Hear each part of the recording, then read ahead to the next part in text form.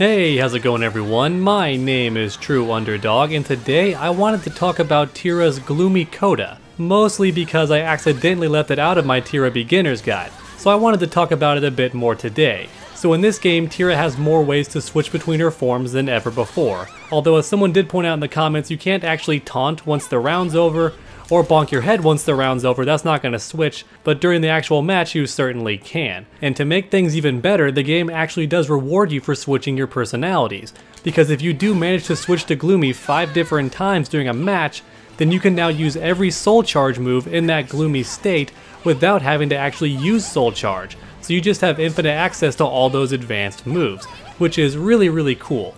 And you'll know when you're in that mode because she glows red, right here. So as you can see, you have this permanent red glow about you, red and purple.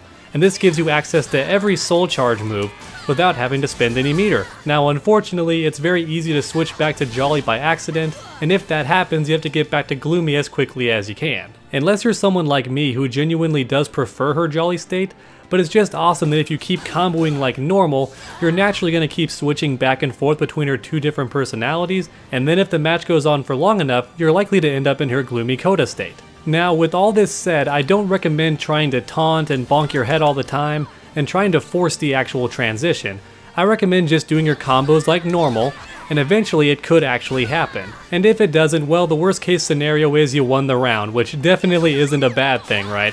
No one ever complained about winning the match, there's nothing wrong with that. And what's so cool about Gloomy Coda is that it only really happens if the opponent's a good player, because you're gonna go for a lot more rounds than just the initial 3.